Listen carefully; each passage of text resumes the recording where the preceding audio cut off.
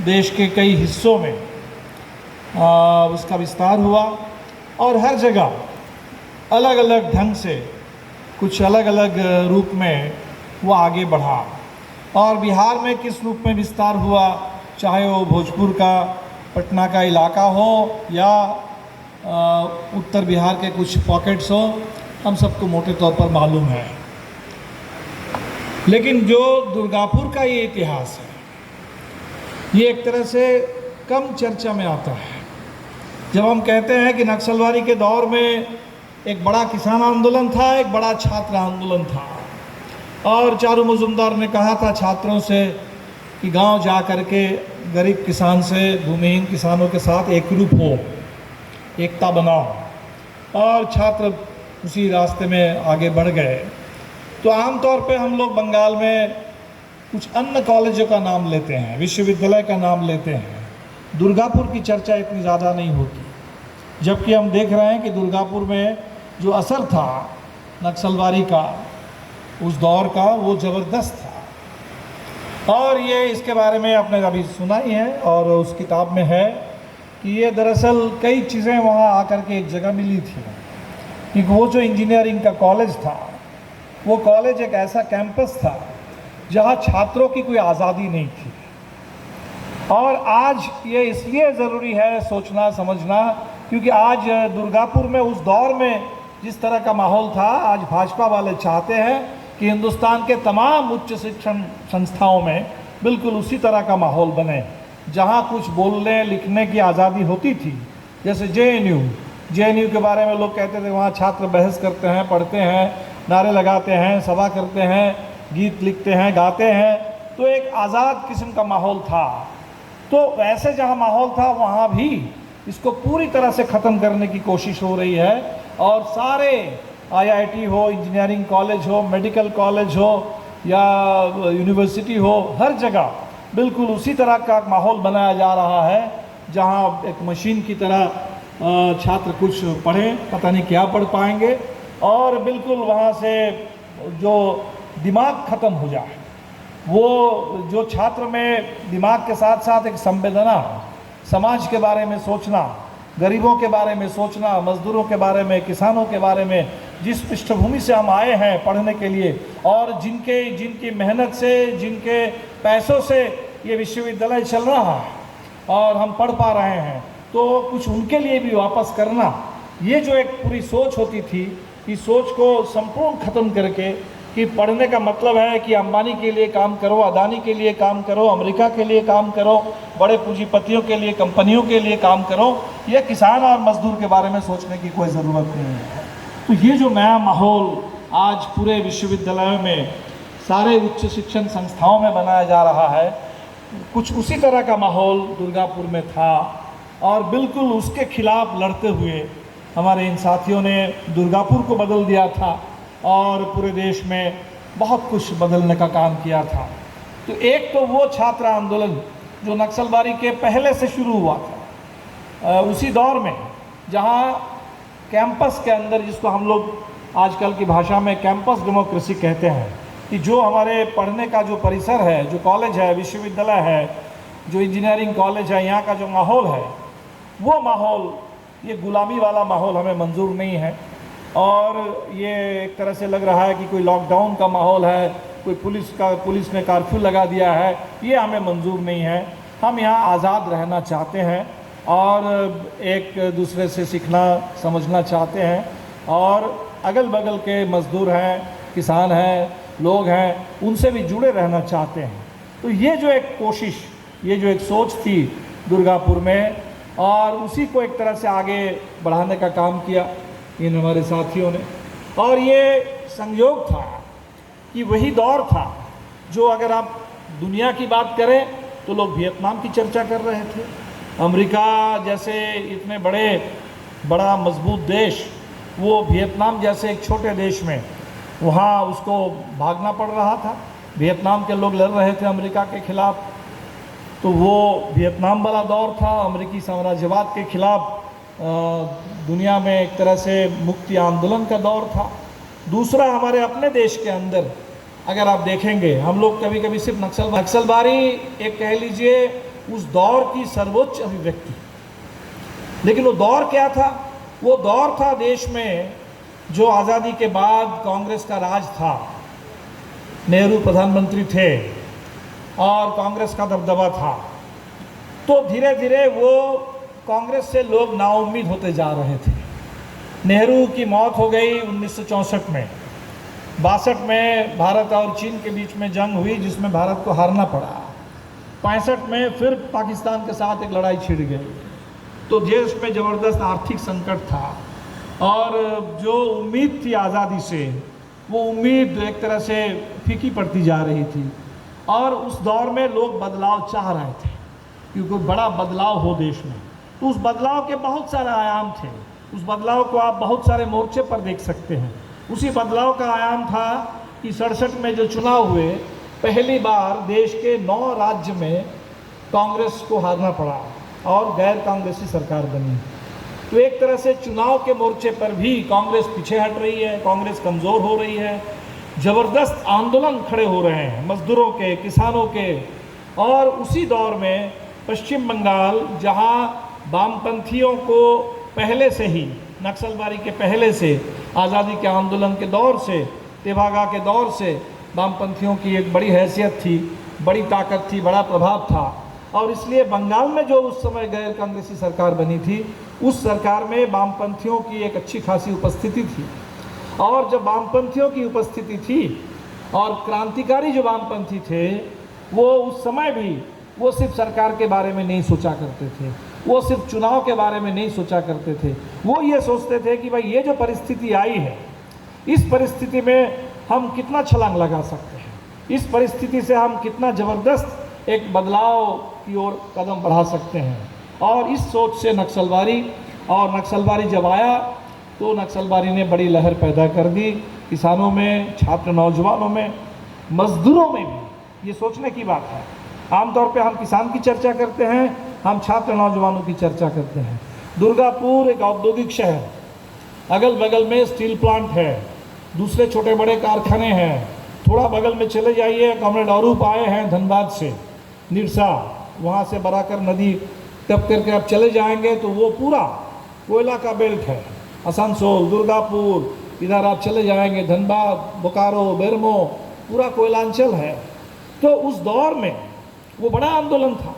और वो समझ लीजिए कि यहाँ हम दुर्गापुर की बात कर रहे हैं, नक्सलबारी की बात कर रहे हैं। अगर कॉमरेड अरूप से अगर पूछा जाए तो उधर कॉमरेड ए.के. राय की चर्चा होगी।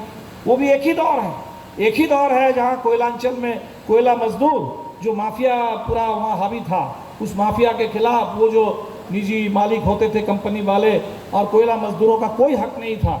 वो कोयला मजदूर भी अपने हक के लिए, आज़ादी के लिए लड़ रहे थे। जिस आंदोलन से कॉमरेड ए.के. राय इतने बड़े नेता बने और मासस का गठन हुआ और बिल्कुल बंगाल में वो नक्सलबारी के रूप में और इस रूप में आया, तो इसमें मजदूर आंदोलन से हमें लगता है कि महत्वपूर्ण है। अभी हम जब धनबाद गए थे तो हमने देखा कि बहुत सारे साथी कॉमरेड ए.के. राय को याद कर रहे थे और इस बात को याद कर रहे थे कि कैसे एक इंजीनियर जो सिंदरी में फर्टिलाइज़र फैक्ट्री में थे और एक इंजीनियर का काम छोड़ करके मज़दूरों के साथ हो जाते हैं और मज़दूरों के नेता बन जाते हैं। और सिर्फ मज़दूरों के नेता नहीं रहते हैं, तब अगल बगल के गांव के गरीब, उनके सबके नेता बन जाते हैं। तो ये जो एक पूरी प्रक्रिया है, इसी प्रक्रिया को आप यहाँ भी देख सकते हैं कि जहाँ नक्सलबारी के इस प्रभाव में, अभी कॉमरेड मोहन दत्ता बता रहे थे कि आरई कॉलेज जो इंजीनियरिंग कॉलेज है वो सेंटर था, क्योंकि वो इंजीनियरिंग कॉलेज है और वहाँ के छात्र पढ़े लिखे, सोचने वाले, आधुनिक विज्ञान और प्रौद्योगिकी के बारे में सोचने वाले, और बगल के जो मज़दूर हैं वो भी आधुनिक मशीन में काम करने वाले मज़दूर। तो मज़दूरों की जो लड़ाई थी, उस लड़ाई में भी वो नक्सलबारी का आवेग था। और ज़रा सोच लीजिए कि आमतौर पर कोई बड़ा आंदोलन होता है, असर डालता है, कितना असर डालता है? असर डालता है कि कुछ दिन तक हम आंदोलन की चर्चा करते हैं, उस आंदोलन के पक्ष में नारे लगाते हैं, खड़े होते हैं। लेकिन कोई ऐसा आंदोलन हो, कोई ऐसा दौर हो, ऐसा माहौल हो जो लोगों की ज़िंदगी को बदल दे। कोई नौकरी कर रहा है अच्छा खासा स्टील प्लांट में, ट्रेड यूनियन कर रहा है, लड़ रहा है, वो घर छोड़ दे, नौकरी छोड़ दे। नौकरी छोड़ करके 35 साल की उम्र में, 40 साल की उम्र में कोई जा करके होल टाइमर बन जाए। ज़रा सोचिए कितना ज़बरदस्त एक आंदोलन का माहौल था, कितना ज़बरदस्त एक बदलाव हवा में, एक इनकलाब की चर्चा थी कि उसके लिए लोगों को उस समय कुछ नहीं लगा। जैसे आज़ादी के आंदोलन के दौर में लोगों को लगता नहीं था कि पढ़ाई छोड़ दो, कोई बात नहीं है, पहले आज़ादी चाहिए, आज़ादी आएगी उसके बाद बाकी सब देख लेंगे, कर लेंगे। तो ये जो पूरे भगत सिंह के उस पीढ़ी के, वो जो आज़ादी के आंदोलन के दौर के हमारे क्रांतिकारियों की पीढ़ी थी, जिन्होंने हंसते हंसते सब कुछ छोड़ दिया, सब कुछ छोड़ दिया देश की आज़ादी के लिए, बदलाव के लिए। बिल्कुल नक्सलवादी ने वैसा ही एक माहौल बनाया और हंसते हुए, बिल्कुल मुस्कुराते हुए और सब कुछ छोड़ करके लोग आगे बढ़ गए, और जिसमें मजदूर भी थे, जिसमें छात्र भी थे, और छात्र और मजदूरों में ज़बरदस्त एकता थी। तो हमें लगता है कि इसीलिए जो हमने दुर्गापुर त्रयी की बात की, हमारे उस दौर के 3 क्रांतिकारी छात्र नेता। तो आजकल जब हम लोग छात्र आंदोलन करते हैं तो हमारे सामने एक होता है कि भाई छात्र आंदोलन है, छात्र संघ का चुनाव होगा, ये मुद्दा है, वो मुद्दा है, नई शिक्षा नीति है, निजीकरण है, इसके खिलाफ लड़ना है, फीस वृद्धि है, इसके खिलाफ लड़ना है। तो हमारे सामने कुछ मुद्दे होते हैं, कुछ मुद्दों को लेकर के हम कुछ लड़ते हैं छात्र आंदोलन में। लेकिन एक छात्र आंदोलन अगर आप ठीक से आगे बढ़े तो उसके सामने कोई सीमा नहीं है, उसका कोई अंत नहीं है। वो छात्र आंदोलन पूरे देश के क्रांतिकारी आंदोलन में तब्दील हो जा सकता है। वो छात्र आंदोलन मजदूर आंदोलन से बिल्कुल मिल जा सकता है। वो मजदूर आंदोलन किसानों के साथ बिल्कुल एकरूप हो जा सकता है। तो ये जो ज़बरदस्त एक दौर था, हमें लगता है कि आज के दौर में, आज के इस संकट की घड़ी में, उस दौर को याद करना, उससे सीखना, उससे ऊर्जा लेना। आप देख लीजिए कि हमारे ये जो, अगर हम कहें कि 3 साथी जिनके बारे में लिखा गया कि दुर्गापुर त्रयी, अब एक कम्युनिस्ट पार्टी के लिए क्या चाहिए? कम्युनिस्ट पार्टी के लिए निश्चित तौर पर एक बड़ा जनाधार चाहिए, आधार चाहिए, गरीबों के साथ एकरूपता चाहिए, मजदूर किसान उनके आंदोलन, वो आंदोलन चाहिए। तो इसके लिए लोगों ने काम किया। कम्युनिस्ट पार्टी के लिए संगठन चाहिए, बिना संगठन आंदोलन से नहीं होगा। आंदोलन आज है, कल हो सकता है आंदोलन को कोई धक्का लग जाए। आज बहुत हम आगे बढ़ रहे हैं, कल कोई दूसरा माहौल हो। ये कोई संगठन होगा जो चाहे उतार हो, चढ़ाव हो, हार हो, जीत हो, जैसा भी माहौल हो, उसको संभालने का काम करने वाला, समेटने का काम करने वाला, ये संगठन चाहिए। आप देख लीजिए कि ये हमारे दुर्गापुर के साथी और मजदूर नेता जो आए, इन्होंने संगठन निर्माण का काम शुरू किया। और कितना कठिन दौर था, कितना कठिन दौर था, आज के जैसा दौर नहीं था। आज ठीक है, भाजपा की सरकार है, हम लोग मुकाबला कर रहे हैं, लेकिन फिर भी हमारे पास एक नीचे ज़मीन है, लोग हैं। लेकिन उस समय का जो दौर था, ये कितना दमन था, कितना दबाव था। उस समय कोई भी मीटिंग करना मुश्किल था, सब कुछ मुश्किल था। एक तरीके का एक बहुत आतंक का, एक दमन का दौर था। उस दौर में ये संगठन को खड़ा करना है। और एक एक करके, जो केडी जी सुना रहे थे, इंजीनियरिंग कॉलेज, वहाँ दुर्गापुर के इंजीनियरिंग कॉलेज का अनुभव लेकर के आ गए पटना इंजीनियरिंग कॉलेज में, पटना विश्वविद्यालय में। और यहाँ के साइंस कॉलेज के, यहाँ के छात्रों को कैसे जोड़ा जाए, कैसे उनके अंदर वो ऊर्जा, वो वैचारिक एक बदलाव लाया जाए, उसका संचार किया जाए, वो काम। वो दरअसल वही दुर्गापुर का मॉडल, वही दुर्गापुर का अनुभव कि छात्र आंदोलन से फिर छात्र आंदोलन, छात्र आंदोलन को फिर गांव के गरीबों से जोड़ दो, फिर मजदूरों से जोड़ दो। तो ये संगठन निर्माण। और इसी के साथ साथ जो पांडे जी खास तौर पर जो काम करते रहे हैं, प्रकाशन का, पत्रिकाओं का, विचार का मोर्चा। क्योंकि जो आज हमारे देश में क्या, कहीं भी दुनिया में जो शासन होता है, जो शासक वर्ग है, वो कैसे राज करता है? वो सिर्फ लाठी गोली के बल पर नहीं राज करता है, वो सिर्फ अदानी अंबानी के बल पर नहीं राज करता है, सिर्फ पैसों के बल पर सबको खरीद नहीं लेता है। वो ये इस मामले में उसको महारत हासिल है कि अपने स्वार्थ के लिए जो ज़रूरी विचार है, वो अपने विचारों को एक तरीके से जनता पर थोप देता है। और इस तरीके से जो शासक वर्ग का विचार है, वो वैचारिक धरातल पर वही विचार भी हावी होता है, इसीलिए शासक विचार हो जाता है वो। तो अगर हमें बदलाव लाना है, बदलना है, तो संगठन चाहिए, आंदोलन चाहिए। लेकिन उस विचार को, वो जो शासक वर्ग ने थोप रखा है, हमारे दिल दिमाग पर हावी है वो जो विचार, और शासक वर्ग मतलब सिर्फ आज का शासक वर्ग नहीं, आज का शासक वर्ग नहीं थोप रहा है। जितने दिन तक शासन चला है, हर दौर के शासन ने अपना कुछ ना कुछ थोपा है, और इसीलिए वो जैसे परत दर परत जो हमारी चेतना है, जो हमारी सोच है, समझ है, उसमें कितना कुछ बोझ हमारे ऊपर है। अब देख लीजिए, जो इतने आसानी से आपको लगता है कि इतने आसानी से कैसे है, चाहे वो जाति की हम बात करें, धर्म की बात करें, अंधविश्वास की बात करें, इतनी कैसे जड़ें जमा लेते हैं, क्योंकि वो एक दिन में नहीं, वो सदियों से हर दौर के शासक वर्ग ने अपने अपने ढंग से, उसके अपने प्रचारक थे, उसके अपने विचारक थे, और उसने अपने विचार को लोगों पर थोप दिया है। और हम उसके खिलाफ लड़ भी रहे हैं, हमारी वो विरासत भी है, लेकिन कहीं ना कहीं हम उसको ढोते हुए भी चल रहे हैं। तो हमें लगता है कि ये जो विचार का मोर्चा है, जिस विचार के मोर्चे पर हमको काम करना है, विचार और विचार के साथ साथ प्रचार, विचार का अगर हम ठीक से विस्तार नहीं करेंगे, प्रचार नहीं करेंगे, विचार अगर हमारे मन में रह जाएगा, हमारे दिमाग में रह जाएगा, किताब में रह जाएगा, तो उससे क्या फ़र्क पड़ेगा।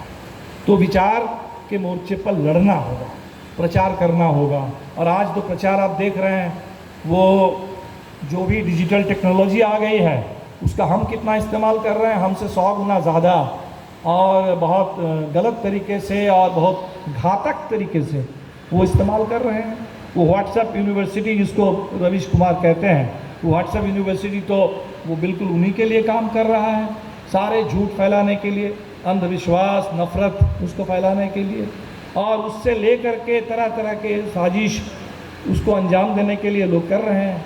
तो आज के इस पूरे दौर में हमारे सामने बड़ा सवाल है कि विचार और विचार का प्रचार, और इसके लिए हमारे पास अपना मजबूत मीडिया हो, अपने अखबार हो, अपनी पत्रिका हो, अपना वेबसाइट हो, अपना यूट्यूब चैनल हो, अपना फेसबुक का पेज हो, अपना सब कुछ हो, अपने छोटे छोटे वीडियो बनाने का तरीका हो। तो हमें लगता है कि पांडे जी इस काम को करते रहे हैं। तो अब देख लीजिए, ये तीनों काम, ये कोई अलग अलग काम नहीं है। ये जो सब साथी, जो अदिति कह रही थी कि पांडे जी ने कहा कि सब काम अगर थोड़ा थोड़ा भी आता है तो भी बुरा नहीं है, और थोड़ा थोड़ा आता है तो उसको थोड़ा और बढ़ा दो, तो लेकिन काम करना है सब। अब कोई ज़रूरी नहीं है सब लोग पांडे जी नहीं हो सकते, सब लोगों को हो सकता है कि एक ही आदमी के अंदर हर तरह का काम करने की क्षमता ना हो, दक्षता ना हो, उतने ज्ञान ना हो, लेकिन जो पार्टी है उसको तो सब कम करना पड़ेगा। कम्युनिस्ट आंदोलन है, उसको तो उस समूह को सामूहिक ढंग से तो सब काम करना पड़ेगा, उसमें लिखने पढ़ने का काम करना पड़ेगा, उसमें छात्रों को संगठित करना होगा, किसान को संगठित करना होगा, गांव के मजदूरों को संगठित करना होगा, दलितों को संगठित करना होगा, आदिवासियों को संगठित करना होगा, महिलाओं की लड़ाई लड़नी होगी, मजदूरों की लड़ाई लड़नी होगी, हर काम को करना होगा। तो कम्युनिस्ट पार्टी को हर काम करना होगा, कोई काम छोटा नहीं, कोई काम बड़ा नहीं, सब काम ज़रूरी है। और ये सब काम को लेकिन एक तरीके से एक सूत्र में उसको बांध करके एक ऐसा आवेग पैदा करना होगा, एक आंदोलन खड़ा करना होगा जिससे पार्टी आगे बढ़े। तो हमें लगता है कि आज जो हम 3-7 पांडे जी के बहाने दुर्गापुर के उस दौर को हम याद कर रहे हैं, वो तीनों साथी को याद कर रहे हैं, और पांडे जी के साथ साथ इस दौर में पटना में हमने बिहार में जिन साथियों को खो दिया है, शर्मा जी, रामजतन शर्मा जी और कॉमरेड अरविंद जी, और संयोग से सभी साथी लोकजुट से जुड़े थे, संयोग से सभी साथी हमारे कंट्रोल कमीशन से भी आज नहीं तो कल जुड़े रहे हैं। तो एक तरह से पार्टी के कुछ खास इलाके में तो ज़्यादा एक तरह से गैप पैदा हुआ। लोकजुट को अगर चलाना है तो हमें लगता है कि पांडे जी के लिए श्रद्धांजलि क्या होगी, तो कई सारे साथियों को थोड़ा थोड़ा करके, और पांडे जी जो काम करते थे उस काम को हाथ में लेना होगा। तो पांडे जी लोकजुट निकालने का काम करते थे। तो हमें लगता है कि ये दौर है जब हमारे सभी साथियों को ये सोचना चाहिए कि इस पत्रिका के लिए हम क्या कर सकते हैं, इस पत्रिका में और बढ़िया से रिपोर्ट आ जाए, उसके लिए अच्छी रिपोर्ट हो, जिस रिपोर्ट को पढ़ करके लोग उत्साहित हो, सिर्फ कुछ खबर नहीं, फला यहाँ ऐसा हुआ और फलाना ने भाषण दिया और उन्होंने ऐसा किया वैसा किया, 4 कॉमरेड मौजूद थे, 4 साथी का 6 साथी का नाम डाल दिया, नहीं। एक तरह से कहीं कोई अगर लोग आंदोलन कर रहे हैं तो कोई कारण होगा क्यों आंदोलन कर रहे हैं। जैसे अभी कोविड का दौर में हम लोगों ने जो अभी काम किया, एक कोविड को लेकर के एक बुकलेट निकाला गया, एक वीडियो बनाई गई, और बहुत सारे साथियों से बात करके, जो कोविड से पीड़ित लोग हैं, उन्हीं से बात करके, जिन घरों में लोगों ने खो दिया है अपने प्रियजनों को, उन्हीं से बात करके, उनकी जुबानी उनसे सुन लेना, और उसी को ले करके तब कोविड का जो पूरा संकट, और जो संकट हमारे ऊपर इतना बड़ा गहरा उसका असर नहीं होता अगर ठीक ठाक कोई स्वास्थ्य व्यवस्था होती, सरकार अगर ऐसी होती जो जनता के बारे में सोचती, तो शायद ये कोविड के लिए जितना खामियाजा हमें भुगतना पड़ा है इतना नहीं भुगतना पड़ता। तो ये जो लोगों का इतना बड़ा संकट है, इस चीज़ को अगर हम वीडियो बनाएं, पुस्तिका बनाएं, रिपोर्ट लिखें, वो जो काम हम लोग कर रहे हैं हर संडे को अपनों की याद, उसको भी ठीक से करें और उसकी रिपोर्ट बनाएं, तो हमें लगता है कि तब हम लोग जुट को भी एक तरीके से और एक आकर्षक बना देंगे, और बहुत सारे साथी इसमें रिपोर्ट लिखने शुरू करेंगे, भेजेंगे। तो रिपोर्ट भेजिए लोग जुट के लिए, लोग जुट के लिए लिखिए, भेजिए, फ़ोटो खींचिए, वीडियो बनाइए, भेज दीजिए। तो हमें लगता है कि इसमें जो भी आपका योगदान होगा, और इसमें बहुत सारे साथी कर सकते हैं, बहुत सारे साथी कर सकते हैं, लेकिन हो सकता है कोई करने की भी एक आदत होती है। तो जो काम हम लोग करते रहते हैं, करते करते ही सीखते हैं। ऐसा नहीं है कि कोई शुरू से कोई लेखक था, कोई नहीं, कोई नहीं। आप लिखना शुरू करते हैं तो धीरे धीरे धीरे धीरे लगता है कि नहीं हम लिख सकते हैं। तो ये बहुत सारा काम है जो करते करते ही हम सीख सकते हैं। गलतियां होंगी, कमज़ोर होगा शुरू में हमारा काम, लेकिन कोई बात नहीं, हम उसको ठीक करेंगे। तो एक तो हम साथियों से कहेंगे कि लोग जुट उसको बेहतर बना करके, उसका विस्तार करके, पार्टी के इस समय का पूरा प्रचार माध्यम उसको और धारदार बना करके और एक तरीके से मजबूत बना करके, क्योंकि हमें मुकाबला करना है बीजेपी के आईटी सेल का, हमें मुकाबला करना है। हम सच कह देते हैं तो उससे कुछ क्या होगा, क्योंकि लोग कहते हैं कि सच जितना जिस रफ्तार से सच आगे बढ़ता है उससे बहुत तेज़ी से झूठ फैलता है, झूठ जो है बहुत तेज़ी से फैल जाता है, और हम झूठ का पीछा कर रहे हैं। तो इसलिए हमें जो रफ्तार है, जो लड़ाई है, वो बहुत एक तरीके से बहुत जटिल लड़ाई है। तो हमें सिर्फ सच कहना, सच कहने से काम नहीं चलेगा, सच को इस तरीके से कहना होगा और लोगों को समझाना होगा ताकि हमारा सच उनके झूठ का तगड़ा मुकाबला कर सके, और आज नहीं तो कल उनके झूठ का पूरा पर्दाफाश करके हमारा सच जो है वो हावी हो सके। और तब जब हमारा सच जब हावी होगा, तब हमारा बदलाव का विचार जब हावी होगा, तभी समझिए कि हम एक तरीके से क्रांतिकारी आंदोलन में आगे बढ़ रहे हैं, उनके विचार का मुकाबला कर रहे हैं, उनका पर्दाफाश कर रहे हैं, और अपने आंदोलन को हर तरह से, जैसा अभी देखिए किसान आंदोलन जो खड़ा हुआ, कितना असर है। पत्रिका निकाल रहे हैं लोग, ट्रॉली टाइम्स, वो अपनी पत्रिका निकाल दे रहे हैं, अपना यूट्यूब चैनल बना दे रहे हैं, गीत गा रहे हैं। कल हमने देखा कि ये जो ओलंपिक में जो मेडल जीत करके लोग आए हैं हिंदुस्तान के, उनमें से कुछ गोल्ड मेडल जीतने वाले भी और अन्य मेडल जीतने वाले भी आ करके पंजाब के किसानों के साथ, वो हरियाणा के किसानों के साथ धरने पे आके बैठ गए। अब कितनी बड़ी बात है, इसको आप ठीक से प्रचारित करेंगे तो अब देखेंगे। नहीं तो मोदी जी कहेंगे कि मेडल तो सब मोदी जी ने दिलवाया है, मोदी जी ने मेडल दिलवाया लोगों को, लेकिन इस देश के सारे मेडल जीतने वाले लोग भी वो जो हरियाणा वाले, पंजाब वाले आके किसानों के साथ बैठे हुए हैं। इसका प्रचार चाहिए। तो हमें लगता है कि इस दौर में हम लोग आज ये संकल्प यहाँ से लेकर के जाएं कि एक ज़बरदस्त एक संगठन, मजबूत संगठन, मजबूत एक प्रचार तंत्र हम खड़ा करें। और जो दौर है आज का, ये तो फिर एक बार वही नक्सलवादी जैसा ही दौर है, नक्सलवादी जैसा ही। नक्सलवादी से मेरा मतलब ये नहीं है कि अभी तत्काल क्रांति होगी कि नहीं होगी, वो बड़ा आंदोलन जहाँ जो लोगों को बदल दे, झकझोर दे। तो आज का किसान आंदोलन झकझोर दे रहा है सबको। आज का ये जो हम देख रहे हैं कि छात्र आंदोलन, जो रोहित वेमुला की सांस्थानिक हत्या के बाद जो आंदोलन खड़ा हुआ, और जिस आंदोलन में आयशा ने नारा दिया नए भारत के वास्ते, भगत सिंह अम्बेडकर के रास्ते, हमने देखा कि उस आंदोलन ने ज़बरदस्त आवेग पैदा कर दिया पूरे देश भर में। और अब उसी छात्र आंदोलन में अब हम शिक्षा आंदोलन भी कर रहे हैं। सड़क पर स्कूल, कहीं भी कोई स्कूल बिल्डिंग तोड़ दे तो उसके खिलाफ बच्चे खुद आगे आ रहे हैं, छात्राएं आगे आ रही है, वो लड़ करके अपने स्कूल का हिसाब किताब ले रहे हैं। तो ये जो पूरा छात्र आंदोलन, शिक्षा आंदोलन, जो हमने सीए को लेकर आंदोलन खड़ा किया, नागरिकता आंदोलन, अभी जो देश में इन लोगों ने किया है, देश को बेचने का काम। अब उनको पता है निजीकरण से लोग निजीकरण को पसंद नहीं करते हैं, लोगों में चर्चा है कि मोदी जी जो है बेचने वाले हैं, बेच रहे हैं, और इसीलिए वो उसको छुपाने के लिए कह रहे हैं हम बेच कहाँ रहे हैं, हम तो किराए पर लगा रहे हैं, हम तो पूरे देश को अब किराए पर लगा दे रहे हैं। कितने किराए पर लगा रहे हैं?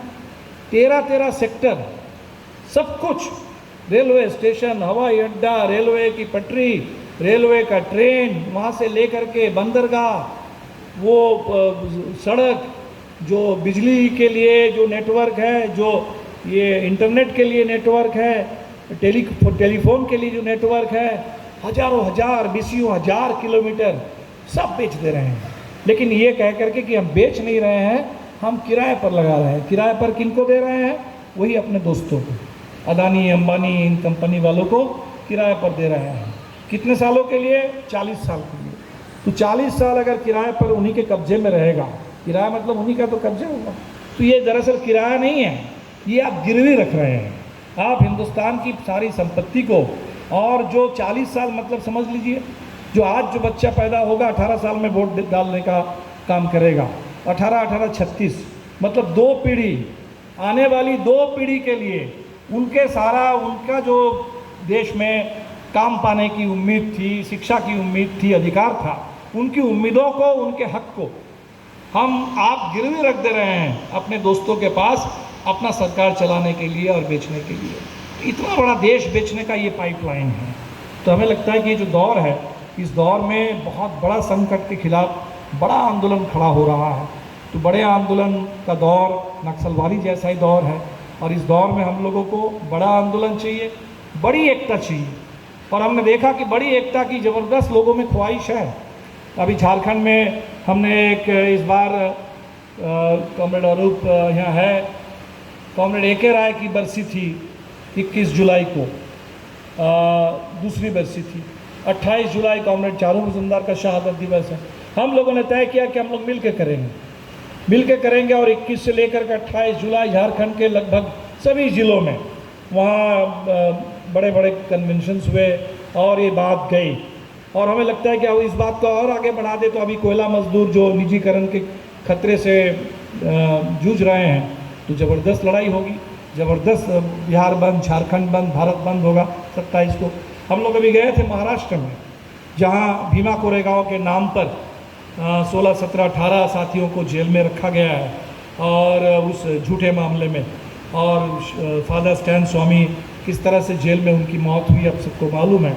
वहाँ भी हमने देखा कि लोग चाहते हैं कि इन सवालों पर बड़ा आंदोलन खड़ा हो, और वहाँ के साथियों से बातचीत हुई। हमें लगता है कि इस दौर में ये भी लोगों में बड़े आंदोलन की ज़रूरत सब महसूस कर रहे हैं। बड़े आंदोलन के लिए बड़ी ताकत चाहिए, बड़ी ताकत चाहिए। और बड़ी ताकत का मतलब है कि बड़ी ताकत सिर्फ एक आंदोलन के लिए ही ताकत नहीं, क्योंकि देर सवेर जब हम लोग ये बात समझते हैं कि लाल झंडा ही है जो विचार के मोर्चे पर लड़ेगा, बाकी बहुत सारे लोग हैं कुछ लड़ेंगे ज़रूर, सबको साथ लेना है, लेकिन ये बात सब लोग महसूस करते हैं। भाजपा वाले तो हमसे ज़्यादा महसूस करते हैं कि भाजपा को इस देश में, वो भले कह देगा कि कांग्रेस मुक्त भारत का नारा दे देगा, विपक्ष मुक्त, लेकिन विचार के धरातल पर उनकी लड़ाई है लाल झंडे से, उनकी लड़ाई है भगत सिंह के वारिसों से, उनकी लड़ाई है तेवागा तेलंगाना नक्सलवादी से लेकर के वो कोयला मजदूर हो, कपड़ा मजदूर हो, इस्पात मजदूर हो, उनके आंदोलनों के जो वारिस है उनसे, उस विरासत से उनकी लड़ाई है। और इसलिए बहुत ज़रूरी है कि इस दौर में एक मजबूत कम्युनिस्ट पार्टी फिर से खड़ी हो, जिसके लिए कॉमरेड वीएम ने, कॉमरेड बख्शी जी ने, कॉमरेड बीबी पांडे ने पूरी ज़िंदगी लगाई, जिस सोच को लेकर के एक मजबूत बड़ी पार्टी। इस दौर में बड़ी पार्टी के रूप में हमें लगता है कि आप देख रहे हैं कि ऐसा एक दौर आया है जहां सीपीएम जो बड़ी कम्युनिस्ट पार्टी थी बड़े संकट में है। बंगाल उसके हाथ से गया, त्रिपुरा उसके हाथ से गया, बंगाल में लगातार वोट गिर रहा है। ये इसका व्याख्या विश्लेषण तो हम कर सकते हैं, लेकिन इससे जो बात चली जा रही है, इससे जो बात निकल के जा रही है कि देश में वामपंथ कमज़ोर हो रहा है। अभी कॉमरेड प्रशांत जी ने याद दिलाई, या वो भी कह रहे थे हमारे दिवाकर जी, कि सोवियत यूनियन के विघटन के बाद दुनिया भर में ये प्रचार फैला दिया गया था कि अब कम्युनिस्ट आंदोलन खत्म हो रहा है, समाजवाद खत्म हो रहा है। उसी दौर में हम लोगों ने ये तय किया था कि जब सोवियत के पतन को ये बताया जा रहा है कि मार्क्सवाद का खात्मा है, तो हम लोगों को मजबूती के साथ आगे आना होगा और सोवियत में जो भी संकट आया है उसका जवाब हमें हिंदुस्तान के अंदर कम्युनिस्ट आंदोलन को तेज करके, पार्टी को मजबूत करके, इस लड़ाई को तेज करके वो सोवियत का जवाब हमको हिंदुस्तान में देना है। इसी तरह हम कहेंगे कि आज जो संकट है सीपीएम का, उसका कारण क्या है वो अलग व्याख्या विश्लेषण की बात है, हम उसमें नहीं जा रहे हैं। लेकिन भारत के शासक वर्ग को ये कहने की छूट नहीं मिलनी चाहिए कि सीपीएम का आज बंगाल में एमएलए नहीं है, ये दिखा करके कि अब तो लेफ्ट का ख़त्म हो रहा है, ये बताने की छूट उसको नहीं मिलनी चाहिए। और इसीलिए हमें लगता है कि खासकर बिहार और झारखंड के हमारे साथियों के ऊपर ये बड़ी जिम्मेदारी है कि जो भी अगर आज बंगाल और त्रिपुरा कुछ पीछे गया वहाँ के सीपीएम के चलते या जो भी संकट के चलते, तो आज यहाँ हमें लाल झंडे को निश्चित तौर पर उस मजबूती में ले जाना होगा बिहार में और झारखंड में, ताकि हम पूरे देश में एक बड़ा आवेग पैदा कर सके कम्युनिस्टों के लिए नई लहर। और कम्युनिस्टों की ये नई लहर, इसी से जो हम चाहते हैं कि फांसीवाद के खिलाफ निर्णायक एकता बने, तो फांसीवाद के खिलाफ निर्णायक एकता चाहिए, फांसीवाद के खिलाफ निर्णायक लड़ाई चाहिए। लेकिन हर एकता के लिए, हर लड़ाई के लिए कोई धुरी चाहिए, हर लड़ाई के लिए, हर एकता के लिए कोई आधार चाहिए। ये आधार निर्माण का काम, ये धुरी निर्माण का काम, ये कम्युनिस्टों का काम होता है। और बहुत धीरज के साथ, लेकिन बहुत मेहनत के साथ ये काम साथी लोग करते रहे हैं। मधुरिमा कह रही थी कि ये काम इतने सालों से, 50 साल से ये जो काम हुआ उसका कुछ परिणाम आज दिख रहा है। तो काम जिस समय होता है उस समय हो सकता है परिणाम तत्काल ना दिखाई दे, लेकिन कोई भी काम बेकार नहीं जाता, कोई भी हमारी कोशिश, कोई भी हमारी मेहनत, कोई भी हमारा संघर्ष ख़त्म नहीं होता, वो बेकार नहीं जाता और उसका आज बहुत ज़रूरत है। तो हमें लगता है इस दौर में हम लोग पांडे जी से, कॉमरेड रामजतन शर्मा जी से, अरविंद जी से सीखेंगे, दुर्गापुर की उस पूरे विरासत से सीखेंगे, कॉमरेड वीएम, कॉमरेड बख्शी जी। वो चुपचाप काम करने का लगन के साथ, मेहनत के साथ, उम्मीद के साथ, ऊर्जा के साथ, एक इनकलाबी तेवर के साथ वो काम करना। छोटे छोटे काम भी करने हैं, छोटी लड़ाइयाँ लड़नी है, लेकिन हर छोटी लड़ाई में, छोटे काम में भी वो जो बड़ा सपना है, वो जो बड़ी चुनौती है, वो जो बड़ा लक्ष्य है, उसको कभी ओझल नहीं होने देना है। हमेशा हर छोटा कदम उस बड़े लक्ष्य की ओर बढ़े और हर कदम जब उस लक्ष्य की ओर बढ़ेगा और हजारों लाखों में लोग कदम बढ़ाएंगे तो लक्ष्य भी नज़दीक आता जाएगा। हम ज़रूर लड़ेंगे, जीतेंगे और इसी लड़ाई में हमारी आगे बढ़ते हुए कदमों में comrade Pandey ji, comrade VM, comrade Bakshi जी, दुर्गापुर के हमारे सारे नेता, कॉमरेड शर्मा जी, कॉमरेड अरविंद जी, बिहार के हमारे सारे दिवंगत नेता, हमारे सारे शहीद साथी, सभी लोग इसी में जिंदा रहेंगे। कदम ब कदम हम लोग बढ़ते चलेंगे और सभी साथियों को इस संघर्ष में और ऊर्जा के साथ, प्रभात जी ने जो कहा उसी से मैं ख़त्म करूँगा कि आज ज़रूरत कुछ ऐसी है कि जो काम हम पहले करते थे वो करना होगा, लेकिन दुगुनी चौगुनी ऊर्जा के साथ, थोड़ी और ज़्यादा मेहनत के साथ, रफ्तार कुछ और तेज़ करते हुए, क्योंकि समय की ये मांग है, समय की पुकार है और उसी हिसाब से हम लोगों को चलना होगा। सारे बड़े क्रांतिकारी उस समय को पहचानते हैं और समय की मांग के हिसाब से खुद को खड़ा करते हैं, और तभी हम बड़े क्रांतिकारी बनते हैं। तो हमें क्रांतिकारियों की इस पूरे चरित्र के साथ, इस ऊर्जा और पहचान के साथ आगे बढ़ना है। सभी साथियों को लाल सलाम। कॉमरेड बीबी पांडे, कॉमरेड रामजतन शर्मा, कॉमरेड अरविंद जी को लाल सलाम।